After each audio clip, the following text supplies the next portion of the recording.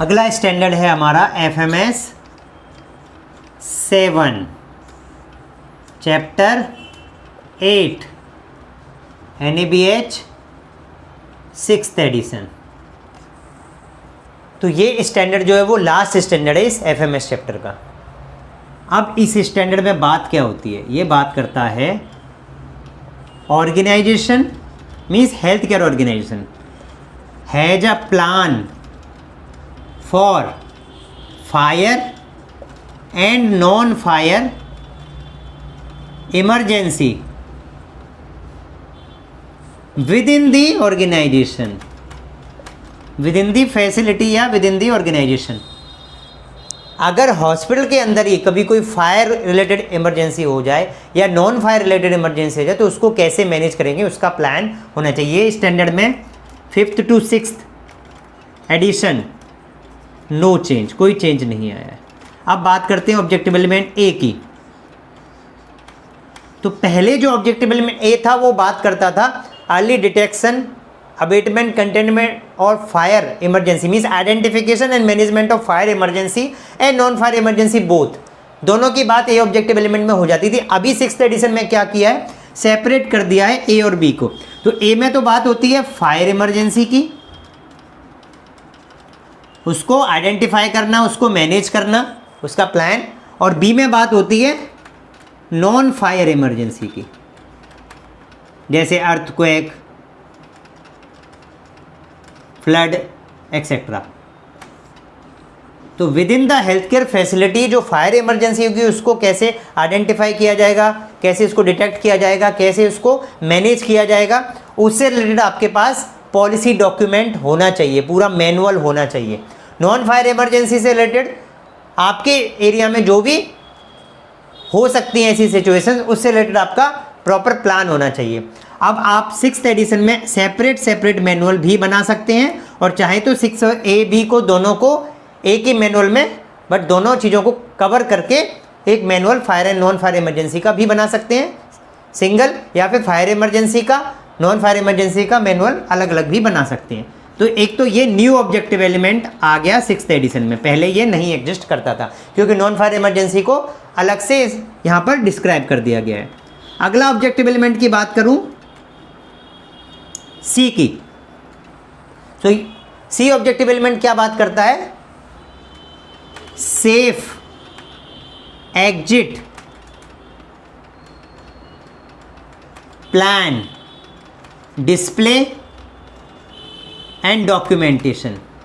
Means आपकी policy में ये भी डिफाइन होना चाहिए कि अगर फायर कोई इमरजेंसी होती है, अब यहाँ पर दोनों है, चाहे फायर इमरजेंसी हो चाहे नॉन फायर इमरजेंसी हो, दोनों ही सिचुएशन में documented exit displayed plan and should be there. उसको डिस्प्ले भी किया जाएगा कि अगर कोई फायर इमरजेंसी होती है नॉन फायर इमरजेंसी में तो कैसे सेफली बाहर निकलना है या क्या प्रोटोकॉल फॉलो करना है, किस एरिया से किस एरिया में जाना है, वो सारा आपकी पॉलिसी में मेंशन होना चाहिए। यहाँ पर कोई चेंज नहीं आया है। केवल चेंज क्या आया है, 5th एडिशन में ये बी हुआ करता था, अभी 6th एडिशन में सी हो गया है क्योंकि बी नया ऑब्जेक्टिव एलिमेंट आ गया ना, तो ये सीक्वेंसिंग चेंज होके बी से ये सी बन गया है। 5th एडिशन में ये बी हुआ करता था। ये क्लियर है आपको। अगला ऑब्जेक्टिव एलिमेंट डी जो बात करता है वो बात करता है मॉक ड्रिल्स की। ये कम से कम ट्वाइस इन अ ईयर, साल में 2 बार मॉक ड्रिल्स तो होनी चाहिए। किसके ऊपर, फायर रिलेटेड इमरजेंसीज की और नॉन फायर रिलेटेड इमरजेंसी दोनों के ऊपर। ये फ्रीक्वेंसी मिनिमम फ्रीक्वेंसी है, at least twice in a year. अब ये ऑब्जेक्टिव एलिमेंट 5th एडिशन में क्या था, सी, यहाँ पर क्या हो गया, बन गया 6th एडिशन में डी। 5th में सी था, 6th एडिशन में डी हो गया। अगला ऑब्जेक्टिव एलिमेंट ई, ये क्या बात करता है, ये पहले डी था, 5th में 6th में ई बन गया। ये क्या बात करता है, ये बात करता है there is a maintenance plan, maintenance plan for fire related equipment and infrastructure.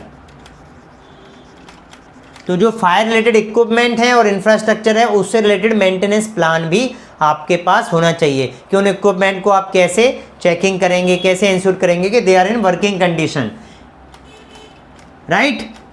सो इस ऑब्जेक्टिव एलिमेंट में भी कोई चेंज स्टेटमेंट में नहीं आया, केवल पहले डी होता था अभी ई हो गया है। नाउ एफएमएस में पहले भी इस स्टैंडर्ड में ई तक ऑब्जेक्टिव एलिमेंट थे, लेकिन यहाँ पर डी ई बना है 5th एडिशन का, तो पहले वाला जो ई था वो कहाँ गया।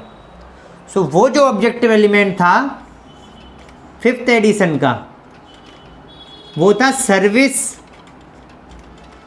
Continuity plan in case of fire and non fire emergency. ये यहाँ से हट गया, रिमूव कर दिया गया 5th एडिशन में, और ये हमने ऑलरेडी आरओएम चैप्टर की क्लास में पढ़ा हुआ है। सो आरओएम में ये स्टैंडर्ड चला गया, आरओएम 6 में इस ऑब्जेक्टिव एलिमेंट को 6D वहाँ पर ये ऑब्जेक्टिव एलिमेंट चला गया, तो यहाँ से मूव हो गया। So this is the changes in the FMS 7। इसकी डिटेल्ड क्लास आपको 5th एडिशन की क्लास मेरी यूट्यूब पर देखनी पड़ेगी। मोटा मोटा जो चेंजेज है वो मैंने आपको यहाँ पर बता दिए, ठीक है। Thank you.